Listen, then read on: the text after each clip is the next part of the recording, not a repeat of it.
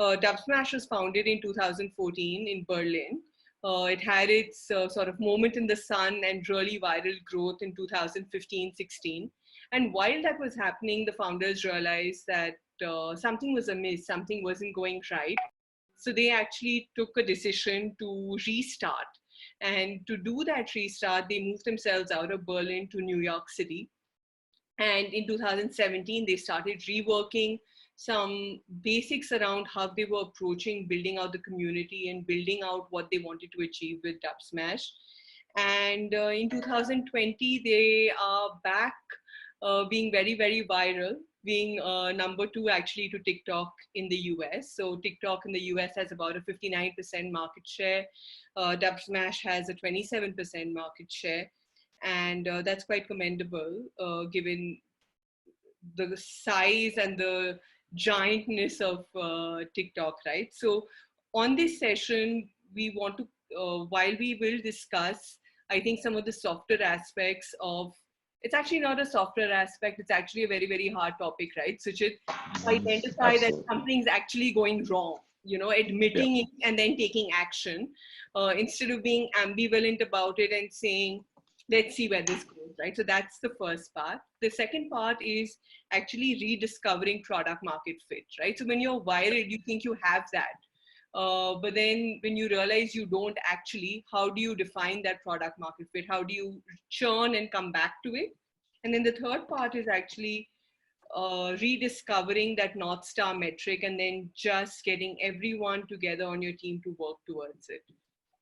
And we want to also contextualize this, Suchit, in the context of, you know, for a lot of folks who want this moment in time, right? COVID, all of the crisis, as people start looking more closely at their numbers, they're going to be forced to do some of this exercise that you guys perhaps did more organically. So having said that, I think if we can lay that as the overall context and you can talk to our founders about that, that would be useful. So that's it for me for now. I've tossed it over to you, Suchit, and then I would really encourage everyone, as this is happening, you can use the chat window to put in your questions, and we'll keep coming to that so that we know we're taking it in the direction that's useful to you. So over to you, Suchit. Great. Well, thank you so much. I appreciate you just providing that great context. And I will try and use the opportunity to be as honest and as kind of forthcoming about our major challenges that we went through over the last few years. And I think, as you mentioned, in a moment like this, you have to make very difficult decisions. And so if anything, if there's one thing to kind of take away, I hope for many of the participants, it's really kind of sharing a bit more details on the journey and a lot of the things that you likely would not read in the press stories, because oftentimes we just look at the headlines and we say, oh man, these guys, you know, were able to take this from here to here, and that's not quite exactly how it all happens. And so I hope to, you know, share this with the spirit, obviously ideally being a bit more confidential, but more specifically around hopefully helpful in a time like this. So perhaps I'll give just a 2-minute or 3-minute quick introduction around kind of the Dubsmash product, the origins, ultimately kind of going through that viral process, but then what we actually did in that moment and kind of some of the challenges that we faced. As you mentioned, and I think as many of you may know, Dubsmash is a short video platform allowing you to record and share 15 or 20-second small videos, largely oriented initially around lip syncing, so very specifically around dialogues, and being able to share that with a friend. And it was very much in the spirit of kind of building a product around an MVP, which was very much building the lightest weight possible version and releasing that to the App Store. So the first version of Dubsmash had no network. The only thing you could do is actually create a video. And when you posted a video, it would go to WhatsApp, iMessage, Facebook, etc. And you could never watch any video on Dubsmash within Dubsmash, ironically enough. So you could only create the video. And the reason why that actually was helpful is because when we started to get a lot of scale, it was a very lightweight product. And also, candidly, we could not afford all of that video. It was too expensive for us. So we pushed it to all the partners who could. And the only way we were able to actually get users to understand what it was on the bottom right corner of every video, we put a small dubsmash.com. And that proved to actually get a lot of people curious about how did this person create this style of video, and allowed users to then search for it and ultimately download the application. So at the very start, we started to see that it was a very high viral coefficient, which means that most users who received a Dubsmash video actually began to watch a Dubsmash video, and actually also began to actually go in and create and download the application. So what we decided to do at this moment is we said, let's focus on trying to actually build a network within the application. And one of the hardest parts that we saw was in the very beginning when we started to build the application, we noticed that out of 100 users that would try the application, after about 30 days, maybe 2 or 3 of them would stick around. Now, normal, just for context, normal applications, or let's not say normal, very good applications like Facebook as an example, after 30 days out of 100 people, almost 90 of them will come back. It's a very high retention rate. They've obviously optimized that over years. WhatsApp as an example, I think the number is close to 70. Snapchat is close to 60. Twitter is about 40. So you're in really good territory if you're above 30, 25 or 30. That's kind of the benchmark. Anyone who's below 15 or 10, essentially the product is not working very effectively. So we began to kind of see that. And one of the hardest parts that we started to see was the network and the viral growth just started to go not only in the United States at this point, it started to grow around the world. And one of the major areas, obviously, that we started to see a lot of growth in was in India, a little bit later than what we saw in the United States. However, we started to see that at the end of kind of 2015, early 2016. And oftentimes what was happening is we would see a lot of celebrities begin to use the product, and those celebrities then would attract a lot of people to try out the product. So one of the most difficult things during this moment is at a very early stage, we actually started to self-identify the fact that this product actually wasn't working. However, during those moments, we still started to see, suddenly huge superstars in India, as an example, like Ranveer Singh or Shah Rukh or some of these people starting to use the product. One of the most difficult challenges that we saw was, how do you almost personally feel as if it's not going in the right direction? Because even though your metrics are telling you that most people are not sticking around, you're seeing the other side of it where all these famous people are using the product.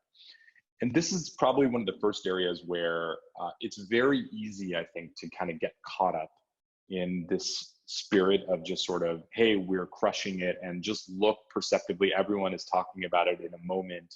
And so these guys are the next, whatever, Facebook or whatever. And there was all these different press articles every time a celebrity used a product. And yet internally, we looked at our numbers and we said, this is not really working at all. It's just a matter of time. It's not a if it's going to happen, it's a when is it going to happen. And so our daily active users and our monthly active users were simply a function of how many downloads we had. They were not a retained bunch of users that were continuing along with the product. When we had more downloads, we had more daily active users. When we had more, when we had a viral celebrity use it, that was the spirit. That was how we got a lot of people to use it for that month, but it was not sustainable. So what we decided to do is my partners and I, and very specifically also, we had a team. This team was fully based in Berlin, Germany.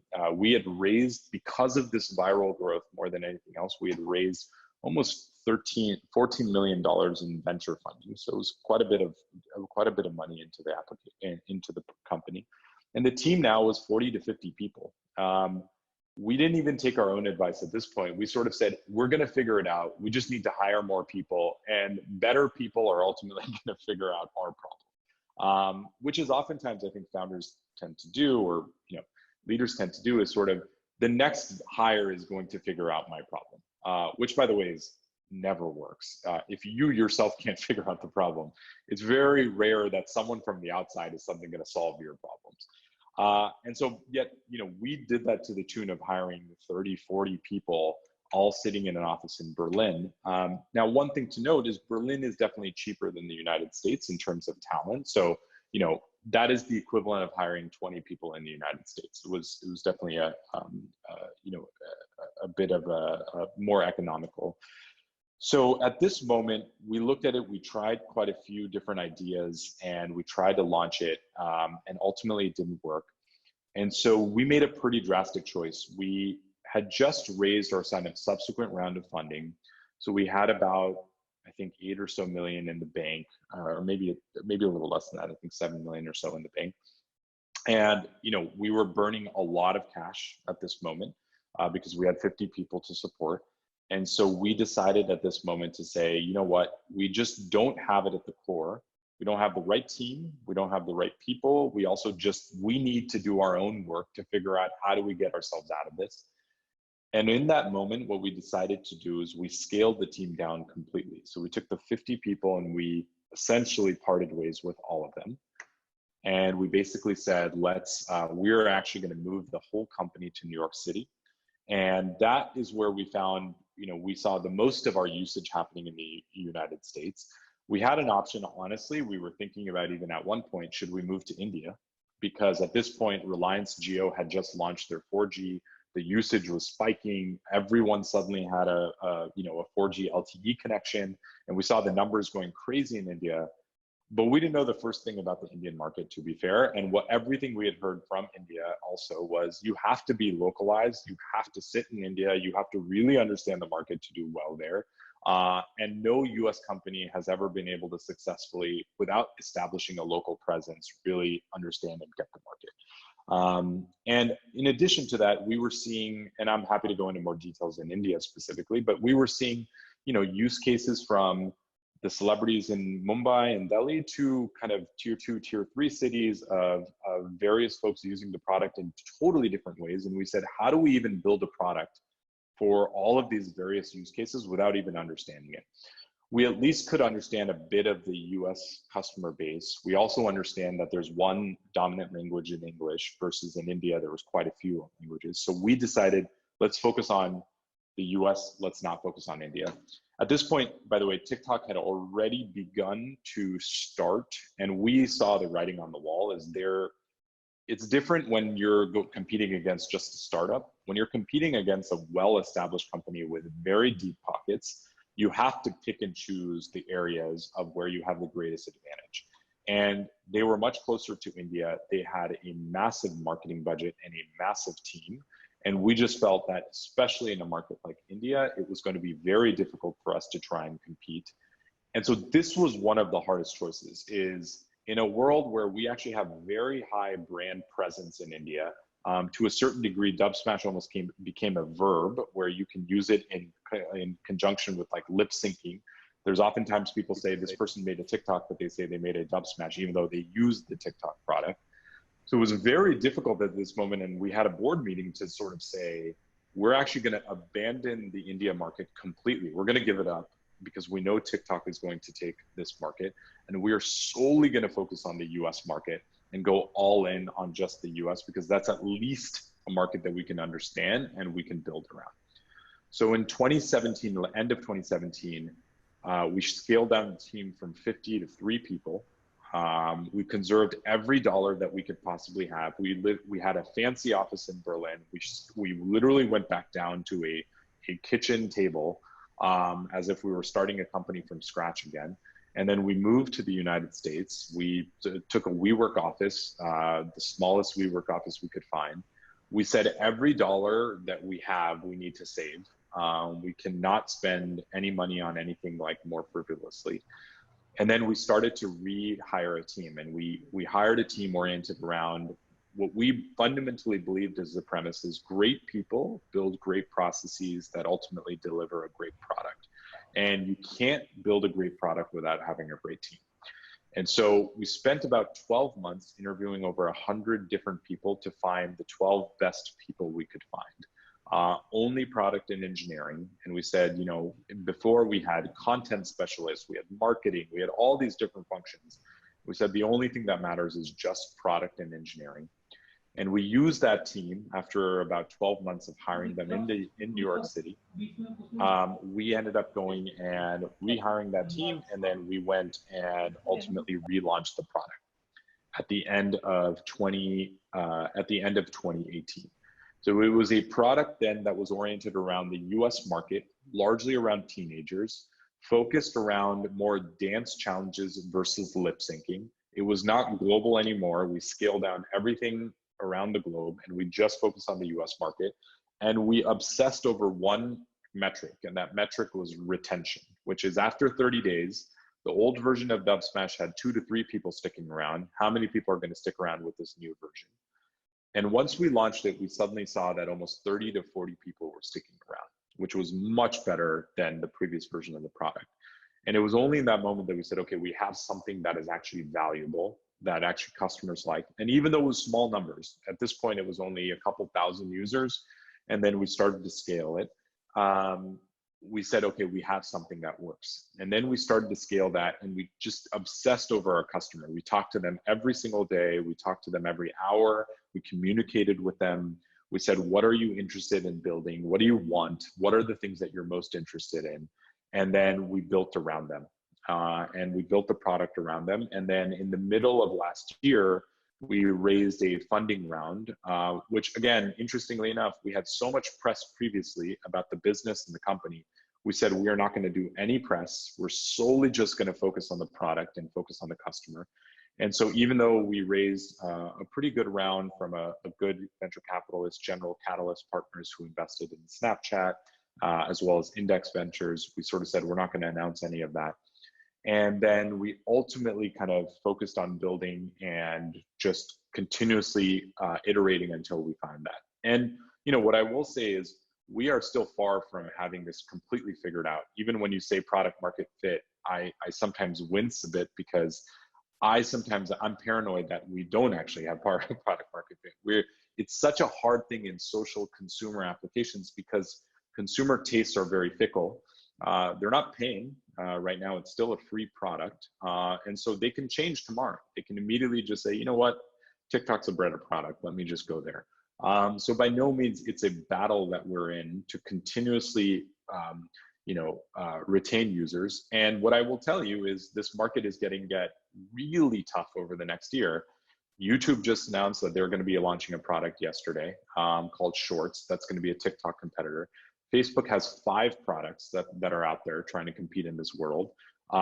There's multiple Chinese competitors independently of TikTok who are trying to become the next TikTok, and everyone's focused on the US market because it's the highest average revenue per user, and so this is one of the biggest challenges that I continue to face. By no means can I say that we're in the right time. It's something that we're continuing to focus on. And I'll say one last thing and then happy to go into questions. But a moment like this, especially with kind of the coronavirus and COVID situation, obviously applications like ours that are a little bit more lighthearted, that are entertainment focused, what we are seeing is definitely usage is going up. It's not as if, in fact, we are fortunate because we are seeing kind of that usage spike. However, it's also an area where just being a founder, you are always thinking about your runway, your cash, how are you making sure that you're going to make payroll over the next time? And I've probably been in 3 or 4 situations where we've come close to not making payroll, just to be crystal clear here. Like, we have never felt comfortable. And interestingly enough, moments like and I've noticed this about ourselves as a company, when we are finding ourselves with our backs against the wall, where it looks like things are not going to work out, we oftentimes do our best work. And it is usually in those moments where we find ourselves to say, we really focus and we really say, this is the thing that matters, and we say no to everything else. And those are the moments where we ultimately go and we move the company overseas to New York City. We ultimately went and said, this is our last ditch effort by launching in the US to this market and seeing if that works. And we shut down all the other global markets. It's moments like these where you have to make these really tough choices. And so happy to talk through more in detail on kind of our process during that. Okay. All right, Suchit, thanks for that. So I'm just actually going to dive into the questions that are coming, and then I have some, and we'll come to those later, by and by. So what is the North Star metric that you focus on today, and what are the others that are important for your kind of business? Sure. So the North Star metric is retention for us. This is one of the hardest metrics for any social consumer app to hit, and really any consumer business in general. It doesn't have to be an application. Yeah. And that is how many people stick around after 30 days, and more specifically, how many people stick around after 6 months or 12 months. And so always in the past, whenever you think about a creator application or an application that simply allows you to do a small utility, and let's call it post it into another network, a larger network like WhatsApp or Instagram, etc. Usually those applications, there's a novelty period. And usually it's a cool trick that you can show your friends that you know how to do. And then typically it starts to fade away. And you've seen this, there's been hundreds of applications probably that have been, and types of videos that have been shared in your WhatsApp, with different types of internet memes or, filters, etc. So what's very difficult is to get someone to create an application that's very sticky. And usually it's typically what we've seen is it's oriented around a network. If you can create a network within your application, that's where it's valuable. And one of the key insights we found actually as to why it didn't work in the very beginning and why it now works is in the very beginning, we were trying to connect people around the address book, which is essentially like all of the contacts you already have, all of the friends that you've already made. And this is something that Facebook candidly sort of has a monopoly on. They're very good at connecting people you already know. And that's via their products like WhatsApp, Instagram, and Facebook. Snapchat is oriented around your best friend, and that's much more in the United States, but I think in India it's starting to become a bit more popular. And what we tried to do is with Dubsmash is to say, hey, bring your friends into Dubsmash and start doing Dubsmashes together. And people were already felt compelled with the networks that they already had. So in this new version of Dubsmash, we said, actually, don't try and you can bring your friends if you want to, but actually here are brand new connections that are actually interested in the same music you're interested in, or interested in the same challenge you're participating in. So the vector we connected people around was actually oriented around audio and oriented around video, not around the social graph you already know or have. And what we found was the biggest use case is around teenagers. So teenagers actually are very different than kind of our generation, let's call it, or at least my generation, which is we tend to meet people offline and become friends online. Teenagers are the opposite. They actually meet people online and start to become friends offline. So they can meet people in a game like Fortnite, or they can meet people around apps like TikTok and Dubsmash, and then they become friends. And so that's why the retention has worked, and that's why the North Star metric for us is retention. The other metrics we focus on are time spent in app, so how much time you're spending, but very specifically the metric we care the most about is how many people create. So it's very easy in many applications to show a bunch of videos, and they can be your top 10 videos. If we were to show, as an example, every time someone in India logged on, we would show 10 Ranveer Singh videos or 10 Shah Rukh Khan videos. You would get a lot of people to watch it. The problem is, though, is that you only have those 10 videos, and then what do you do after that? You need to have a thriving creator ecosystem where people are posting and contributing to the platform as frequently as they're watching videos. So our creator rate is close to 40%. So 40% of our daily users are posting and participating in the videos. For context, average, Suchit, if yours is 40%, typically what you see is people who are actually creating original content on the other apps? So on TikTok, it's about 5% or so, really? 4 to 5%. Yeah, it's pretty low because TikTok is oriented, though, they're so good at their artificial intelligence algorithms that they have, is they are very good at just getting you endlessly into this feed to just watch. They're incredible at that. They're the best in the world at that. they've been able to pay and be able to acquire so many users around the world that they have at least a big enough creator pool. The world is a creator ecosystem for them. So anyone from around the world can contribute a video. So for them, it's actually, they don't need as high of a creator ecosystem. Okay. If you look at Snapchat as an example, or even Instagram stories, that's more like 50% of the people are actually creating, versus feed products are a little less. Okay. All right. So I had another one come in, which is just private to me. I don't know why, but I'll put it to you. You focused only on product in isolation without a marketing or growth team. Did you have to go back to the drawing board after you hired that marketing team? And now, how do you manage the product development? That's a very good question. So a few things. You know, one of the hardest parts about this to truly, I think, admit, oftentimes, and the interesting thing that I've noticed is that it took us a very long time to figure out our internal processes before we could even develop great product. And so one of the hardest parts that we found were we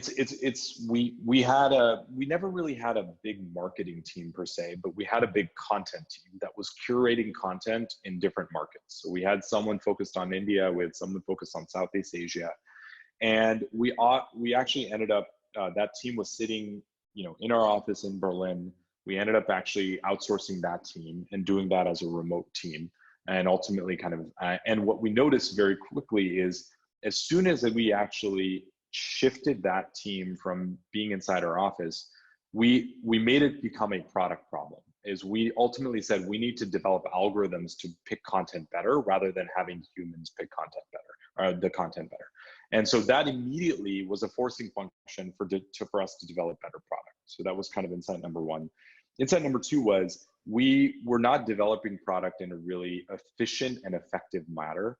And so one of the things that we found was that we needed to actually build a better process on how to develop product. So it's very oftentimes people talk about, developing an agile and developing, in 2-week sprints and iterating, etc. We went through a period of almost a year where we did not ship a single release and we just maintained the product. And it was honestly now completely embarrassing. And one of the things that we had to do is once we brought in the new team, before we just started to ship product, we needed to develop an effective process to be able to ship product. And so the first thing that we did is we set a clear goal as we were going to launch on this date, and we had to hit that launch. And then the goal after that was we need to ship every 2 weeks. Regardless of whether or not there's bugs in it, we have to ship and we have to deliver product to our customer.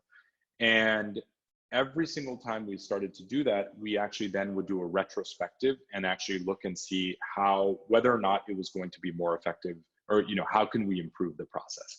And we iterated to not improve necessarily the product, but iterated to improve the process, which ultimately resulted in a better product.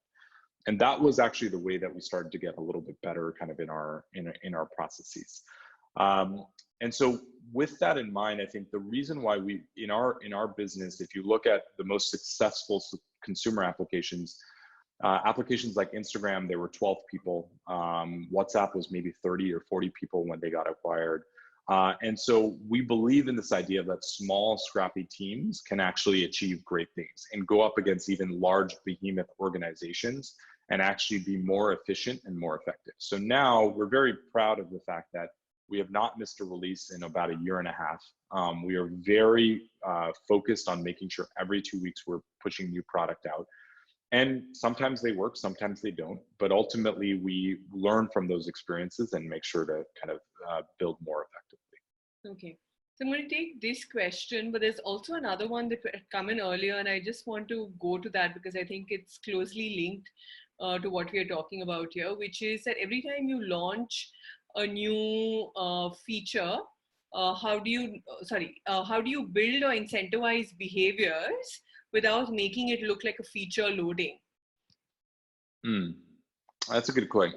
So typically what we do is we have someone on the team who focuses on data and insights. And essentially most of the time that we're spending is really just analyzing behavior. And I would say, especially in this world, you're partially a data scientist and you're partially an anthropologist. So in a certain way, you're spending your time looking at data retroactively. But actually, the biggest jumps happen when you have insights around a customer and insights around where behavior is going. And especially with teenagers, one of the things that I've learned in the United States is they will never tell you what they actually want. In fact, they will just tell you to build a product. If they had their opportunity, they would tell you to build a product that essentially just looks like Instagram or looks like TikTok, because that is sort of what they know. And so one of the things that we have spent a lot of our time kind of focused on is making sure that we have a process that analyzes the data properly.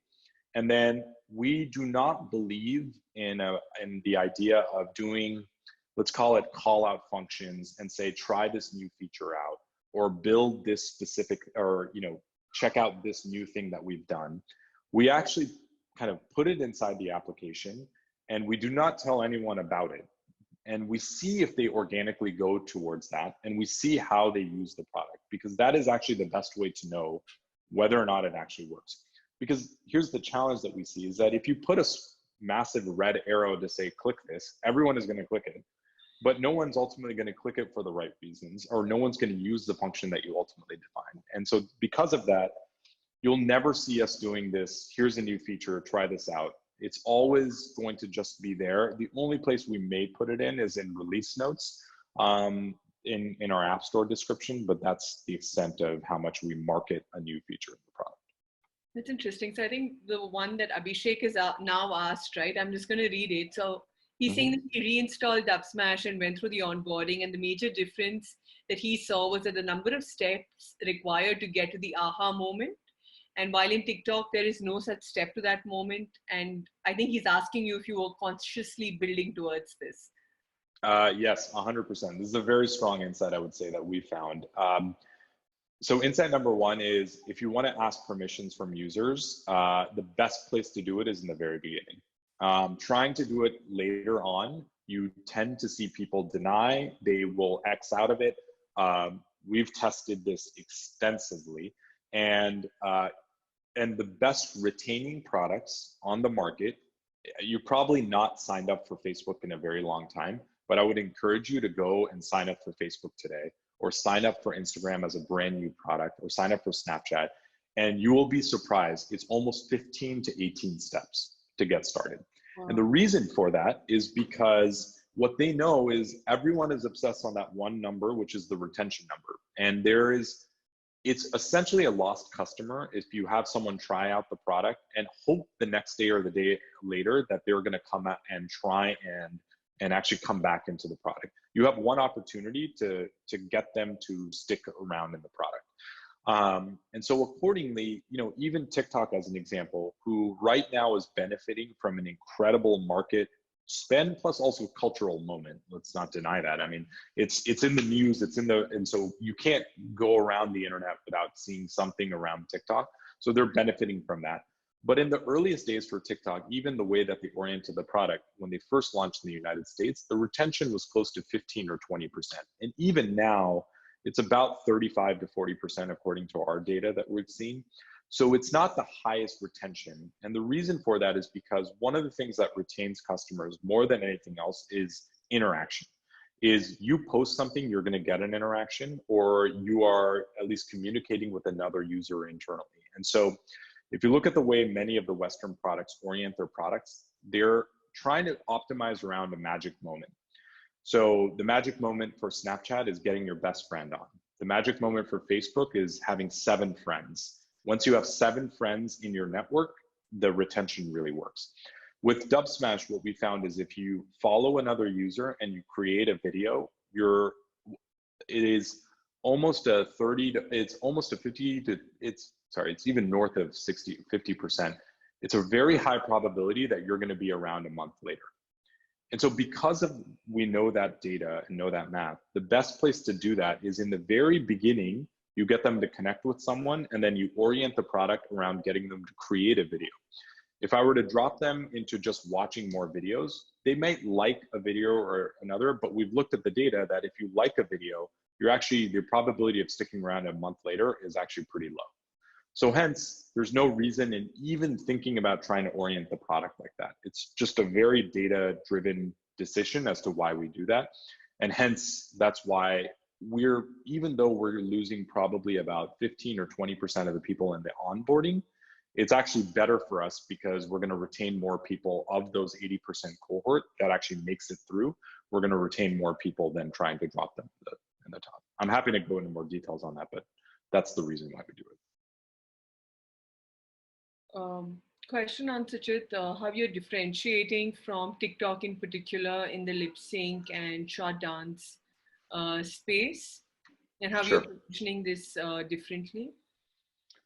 Yeah, absolutely. So we think about this a lot, obviously. And interestingly, there's two schools of thought, but I firmly believe in one. You can either try and build a product that looks very similar and try and go after a different cohort, or you can differentiate as much as you possibly can to try and create a product that has differentiated value. We obviously are doing the latter. So there's three major things on how we differentiate. So first is we actually have a two creator ecosystem. We have video creators, which are similar to TikTok. You have video creators, but we actually have audio creators. So audio creators actually upload sound files, 15 or 20 seconds without any video attached to it, and get video creators to create videos on top of that. And so we see a lot of young rappers, we see a lot of R&B star artists, producers, DJs. And interestingly, we see this brand new phenomenon happening where what they're doing is before they ever publish anything on Spotify or Ghana or Savan, etc., they're actually coming onto our platform. They're posting 15-second samples and seeing if that sample goes viral and seeing if people pick it up. And if it does get picked up, they then will go and publish or even produce the 2 to 3 minute clip.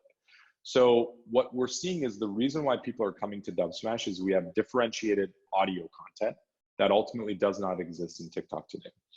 The second is for TikTok videos, it can take hours to ultimately produce a great one. And to a certain degree, their network is almost like professional creators, really, really great creators who are almost like YouTube stars in a certain way.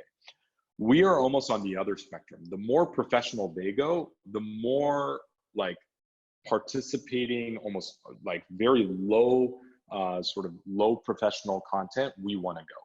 So the best examples is we want to almost be like the stories to a feed product. And so we are trying to encourage as much participation where to participate, you really don't need to be a professional at all. In fact, you can be anyone and you can actually participate in kind of a challenge. So the way we do that is when you enter the application, all the videos don't look really high quality. They actually look relatively lower quality. They actually look very, very accessible. And the reason why we think that's important is because that encourages people to kind of jump into the product. And the third way we differentiate is actually around the type of people we promote and the type of category we're going after. So what we did is we focused on a very specific minority population with Black American teens, with Hispanic American teens, Asian American teens, rather than going after the majority population in the United States. And accordingly, what we found is we focused specifically on Black American teens to start. And we found that we've captured about 25% of all teens in the United States who are Black American teens who use the app now on a monthly basis. They very specifically are the creators of culture in the US. And by getting that cohort, what's starting to happen and what we're seeing is the TikTok dances that are starting to become the most popular in the United States are actually originating from Dubsmash. And are many times there's a lot of these challenges that are becoming appropriated. And what we're seeing is it's very important in the US to be considered a cool product. And so what's happening now is we're starting to get a lot of the TikTokers coming to Dubsmash because it is becoming a more authentic experience, which is by design. We want it to be more accessible rather than actually being more professional. So that's kind of how we're working on the product and doing that. I will say in times like this, I saw a question come in around COVID. In times like this, what our strategy has shifted is this is a time more than ever before to allow people to build businesses in their bedrooms.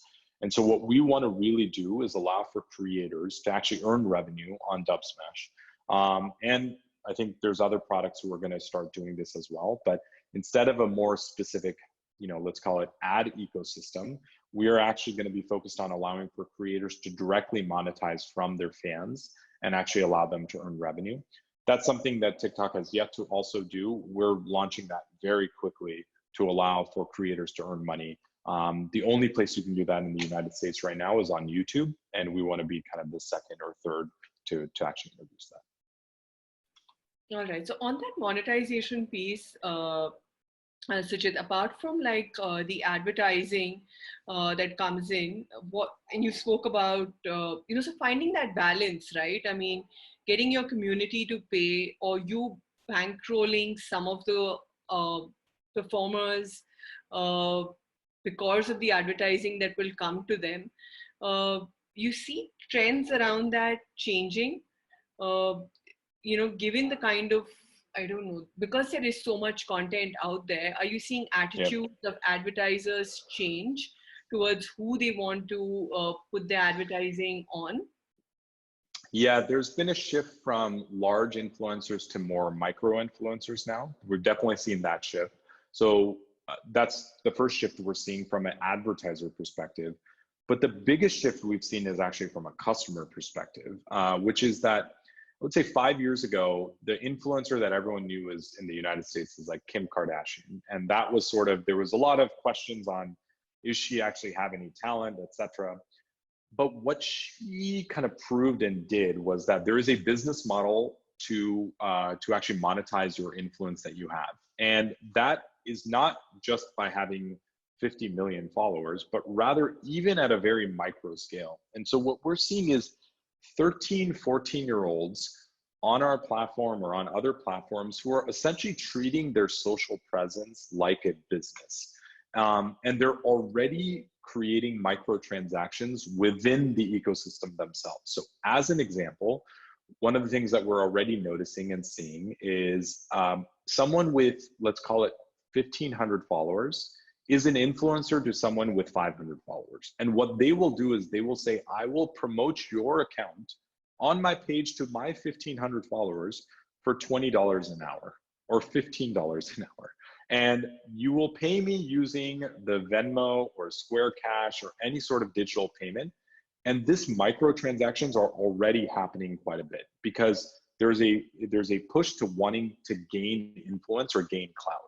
And so with teenagers, we see three major things kind of as to why they're interested in this. So first, they care about kind of three things. The first is to chat and communicate. And that's really where Snapchat and Instagram are very good at.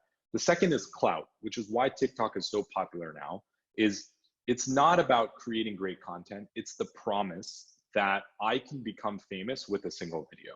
And with one video, I can gain a whole lot of clout and just essentially skip the line and actually go and gain 1 million followers overnight. And it's that promise of becoming famous overnight.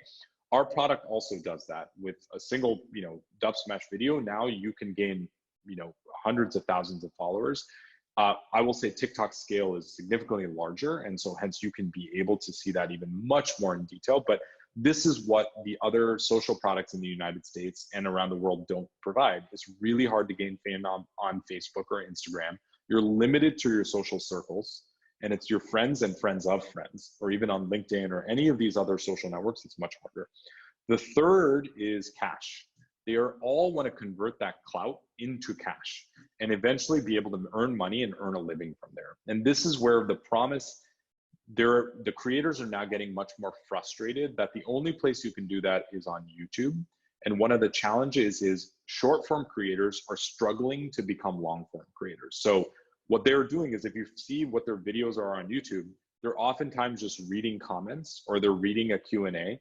They can't do a 9-minute video. They're so oriented around creating a great 30-second video that's what they know. So I think what you're going to see trends wise is all of these short video products, which are exploding, to actually convert on that cash piece, which right now doesn't exist today. And I think that's where both marketers and as well as advertisers are going to start to spend more and more dollars kind of on that third piece.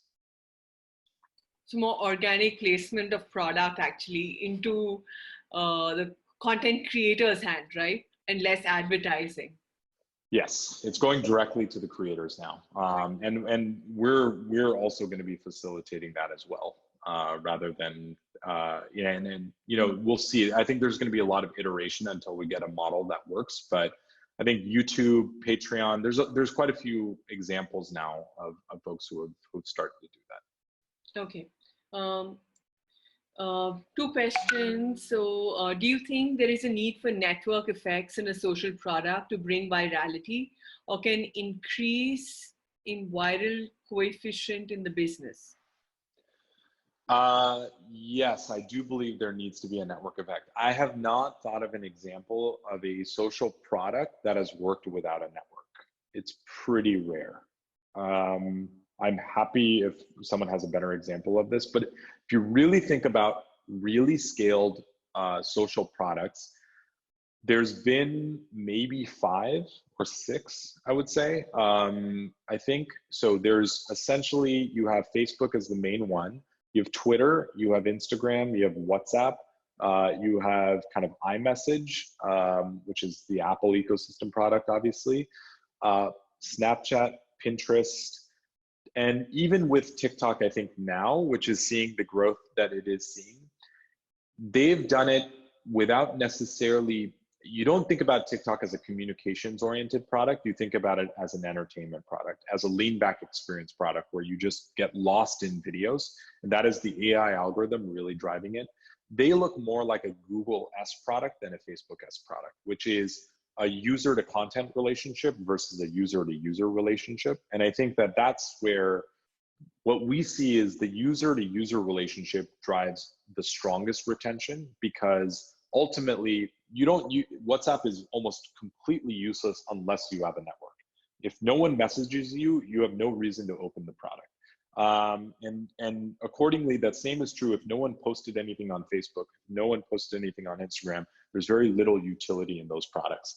And yet that is why it's so difficult to build these, and that's why the values are so outsized in these social network products, is because to get to that scale of, and have those network effects kick in, once that network effects kick in, that's really where the virality grows. And that's actually really good viral growth. That's not just the fleeting viral growth that we once saw, where you just immediately see it and then it just crashes.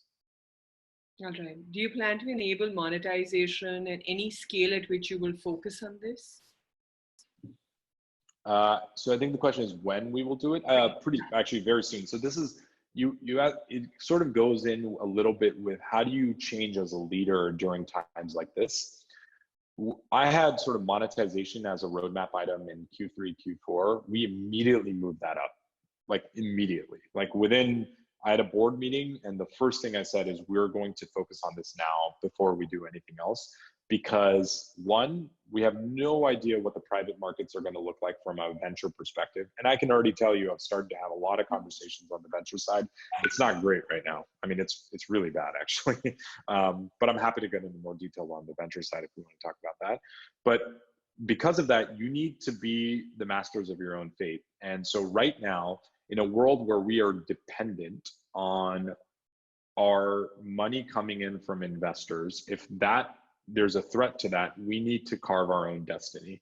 And accordingly, that means even if we don't have experience in building great monetization products, it's going to take us multiple iterations to get it right. And accordingly, money and time, money is simply a function of how much time you have. And so for us, even with the old version of Dubsmash, the sooner we called it and said, this is not working, the more time we had to get to this place. And this is, I think, one of the biggest things that founders oftentimes don't do is they don't call it fast enough. They sort of say it's going to ultimately work out. And so let's just wait and see. The wait and see never works. You have to make harder calls and harsh calls earlier. And those are the things that ultimately saves it. And had we not made those calls, we would not be around today. We would have shut down. Had we not made those calls, we would have never raised subsequent funding. I think this application honestly would have been pretty much done about a year and a half ago or 2 years ago had we not made those calls. So I think these are the things where this is another moment right now in COVID where the decisions you make today have implications a few months from now. And if you don't make that decision today and you punt it for another month or two, that could be detrimental to the business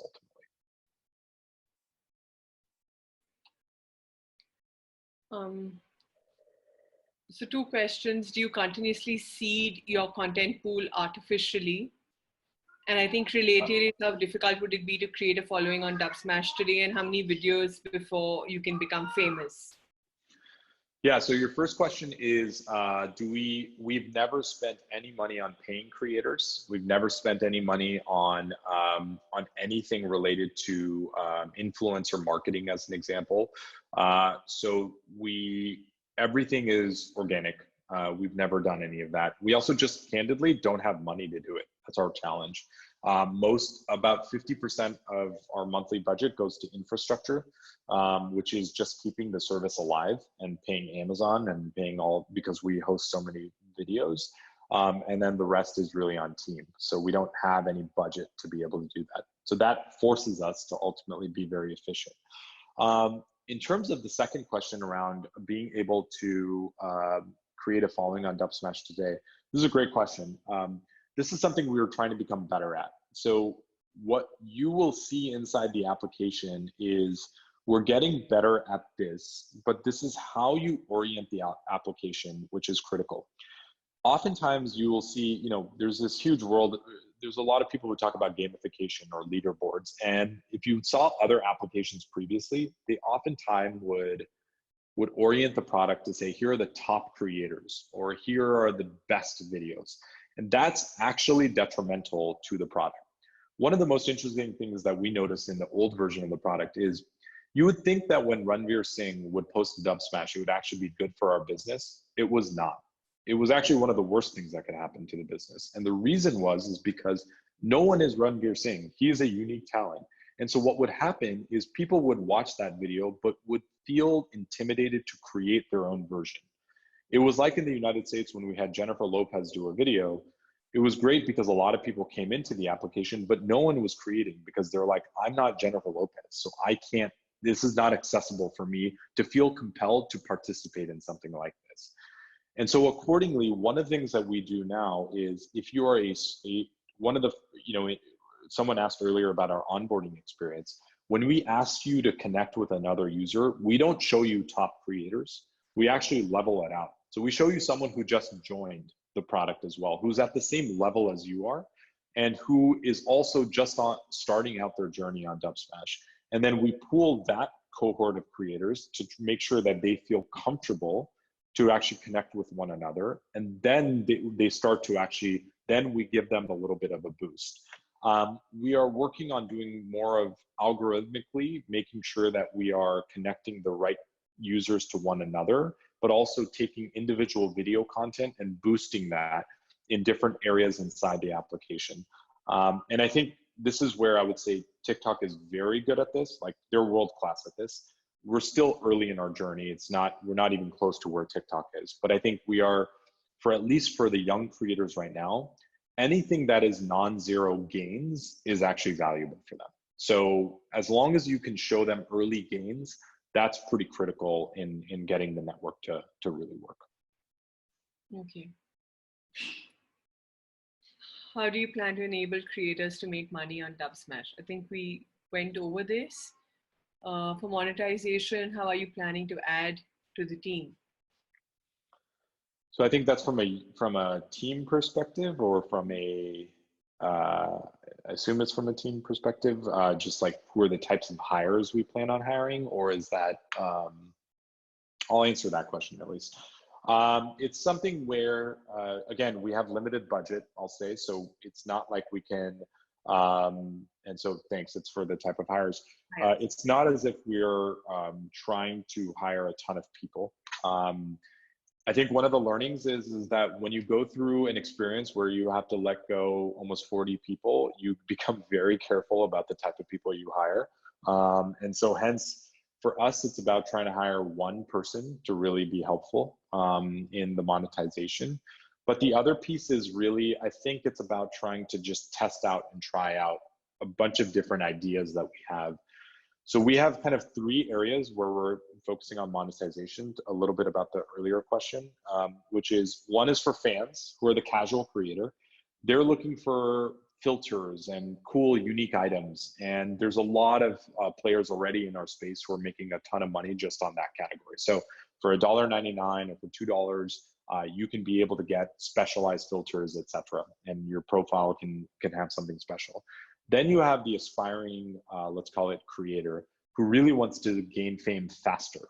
So as an example, one of the things that we're planning on doing is giving the ability to boost your profile. So for $1.99 or for 99 cents for 24 hours, your profile will show up in trending searches. Your profile will show up in various places in the application, and you'll gain visibility to follow. And this is something that models like Tinder have done a really good job in doing. And the third one is for a established creator already who has already a large following of 100,000, 200,000. We're actually going to facilitate them to go live to their customers, to be able to actually do group chat with their customers, to give members only content as an example, where there's exclusive Dubsmashes to their fans. And the fans will be the one to actually contribute and pay. And so they will pay, $5 a month as an example for specific creators that they get access to, that they can actually create a close connection. And interestingly enough, one of the things that matters the most is many of them just want to be recognized. The fans want to be recognized from the creator. They want to get a shout out. They want to be able to feel a connection. And those are the types of things we're going to facilitate through monetization, for the customer. As a new user, don't you think it would be difficult for me to follow anybody regardless of the number of followers that creator has? Should you rather focus on allowing users to create a video first rather than nudging him to follow others he does not know? Great question. Have thought about this a lot, and we've spent a bunch of time on this. So we do a few things. It's where you drop users and where you orient the application that really makes a difference. Like what small decisions you make. What is your center tab? What is the area that you're actually going to drop the customer in? Are you going to drop them on a video so that they understand what the video is? Or are you going to have them go through the process and actually create a video and then have that video played back to you for them to understand it? Those micro decisions make a world of a difference on how the community ultimately orients itself. So what we opted to do is actually focus on creation, not consumption. If you look at TikTok, they focus on consumption. Most of the other players in the market focus on consumption. We're a bit contrarian in this way, but we do believe that actually creating a video is the most valuable. However, we also saw that by creating a video, we saw that the first step we want you to do is create a video, and then immediately we want you to consume someone else's video. And not just a trending video, but rather a video of someone that you follow, or even if you don't know, that you follow them and you actually see the interactions kind of occurring. And what we saw is we've oriented the app to do this in a couple of different ways. So the first thing that we sort of do is we can actually orient the application so that when a user follows another user, we can also make sure that when they land on the following tab, they're going to see a video from that user. So there's an interaction there. The other thing we do is the audio you create against is another network is another vector that we can connect user on. So let's say you created a video around a Cholet dialogue, and in that video, then you look at all of the people also who created a video around that Cholet dialogue. And then you can actually connect with those users there as well. And so the key thing is, if there's two KPIs that we focus on, it's creating a video and then following another user. And it's not actually even watching another video. Watching another video is not a retaining event. Liking another video is not a retaining event. So everything we do, where we put the follow button inside the application, we put it all over the place against every profile so that every tab you have the ability to follow another user. And those are the types of decisions that orient the product around making sure that it's sticky. Again, if you just step back and only say, it makes the most sense for a user to watch a video and then have them come in and do something else. it ultimately doesn't work. You have to find what your magic moment is and orient the entire product around that, which is kind of how we've done it. So I just opened the group chat, so I can, Okay. if this helps, I can go ahead and Okay. do this. So which analytics tools do we use to measure user behavior, time spent on the platform? Good question. We use actually Google Data Studio, and we do all of our own SQL. And what we do is we end up putting analytic events on every single piece inside the application. So we have a whole analytics pipeline within our sprint processes that make sure for every event, we actually have an attributed kind of event that gets flown into BigQuery, which then we query and we make sure that we analyze 2 weeks after, 1 week after, to make sure that it's actually doing the intended behavior. So it essentially acts almost like a report card. We've tried a ton of different ones. In the early days, we tried, I think we tried Fabric, we tried a few other ones, and we end up using Google Analytics and doing a lot of custom stuff because that's the only way we can track it in a good way. Besides generating money from users directly, are you also exploring advertising B2B partnership route? So I would say that this is another COVID related thing. Advertising budgets are going to get slashed completely. And it's an area where even if we were right now, I think the biggest area that people are going to probably pull back spend on is in experimental platforms. So established platforms like Facebook and others are likely going to see some dip, but they're still going to see budget coming to them. It's usually the experimental budgets that are going to get hit the most, and apps like ours, which are emerging platforms, not necessarily established platforms yet, are going to see the effect of that. So hence, this is why we're orienting more towards a creator monetization kind of effort rather than more of a native sponsorship effort. To be fair, we've done more of these, but that's going to be that we've done those in the past, but it's not something we're focused on. I think the other one is storing billions of events and commuting them to process data is a lot of compute and takes takeaways focused on the product. What do you recommend early stage companies? That is fair. So for early stage companies, in terms of, I think from an analytics perspective, I think there's a lot of really good tools that are out there. I don't have the most amount of experience, so please don't take what I say take it with a grain of salt, but I think we tried Fabric before, which is now called Firebase, which is a part of the Google Cloud, and they give you credits. I would leverage those credits as much as you possibly can. That's a pretty good tool to utilize. We've done a few others. I'm gonna have to think about it. It's been a bit since we've kind of used other platforms, but I think Firebase is a good place to kind of get started on. Okay. So Suchit, I know we're out of time. It's been an hour. So I'm just going to wind up. I think that one thing that really stuck with me, and you said it a couple of times, right? Just managing team. You've let go of a large number of people. A lot of startups today are going to be in that position of having to let go of people, whether they like it or not, because of the circumstance. How do you deal with it? Anything that you want to leave, especially for early stage founders, right? It's the first time they're having to deal with that situation. So how do you recognize what is important, what is not core, and how do you build around that then? Absolutely. So totally. So I think first and foremost, a few, I would say, takeaways as I was thinking about this. I think the first thing is if you have a co-founder, or if you have a partner, rely upon each other. You need to talk through that with your partner on this. I think taking decisive actions that are unpopular and sticking with it is really probably the thing that you need to think through the most. It's about having conviction and understanding that these are short-term pains, but there is a long-term kind of potential benefit out of this. And I think that that's one of the hardest parts to do oftentimes, is having that conviction that this is going to be beneficial in the long term, even though it's very, very difficult. Like when we had an office that was massive, and it was probably one of the most depressing things to see, a sea of just empty desks after you let someone go. And you're kind of wondering, like, we have money in the bank. We could have kept them going, but you know in your heart of hearts, it's not the right thing. that is one of the most difficult things to do. And this is what it takes to be a founder, unfortunately. This is the hardest job that's really out there, is you have to make those unpopular decisions. And successful founders do that. I would say that there's a lot of people who claim to be founders, but are not willing to make that decision or make the harsh choices. And that's, I think, where it's really, they oftentimes, eventually it's going to catch up to you. So I think it's about making sure that you are making those decisions. Once you've made those decisions, it's about treating everyone in this process with an incredible amount of respect and making sure you do whatever you can to make that process as seamless and smooth as possible.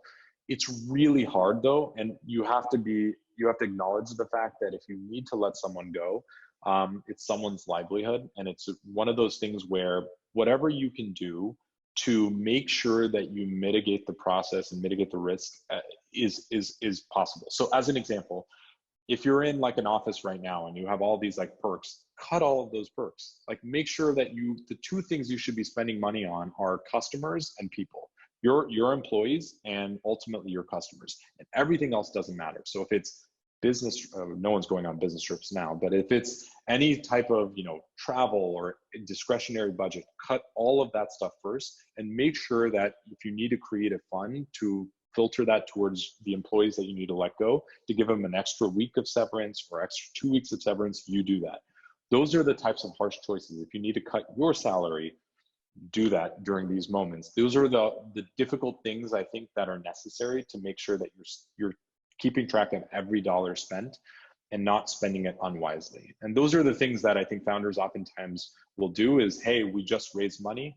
We need to have a beautiful office. We need to have a assistant, we need to have an admin, etc. Like all of those things you should not get in the habit of doing. I think that's critical to do. All right, Suchit, thank you so much. Actually you've been far too candid. Thank you for that. Thank you for being so straightforward and so insightful. I think this has been really, really useful for all of us. There are some things that we are taking away from this for LetsVenture itself. We are a platform that enables investments to take place, right? So on the one side, we have lots of investors, on the other side, founders. A lot of this actually is interesting to look at how you can seed some behavior, right? Thank you. Yeah. Thanks a lot. Yeah, absolutely. And best of luck. I know these are crazy times, but we're all kind of going through it together. So I think we'll get on it. We'll get out of it the other side stronger than ever. All right. Thank you, Suchit. Thanks a lot. Thanks so much. Thanks, everyone. Thank you. Bye. Thanks. Bye.